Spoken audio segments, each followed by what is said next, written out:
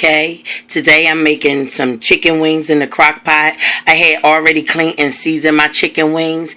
I had put some seasoning salt, some pepper, some garlic powder, a little lemon pepper seasoning, a little chicken seasoning on them and pepper.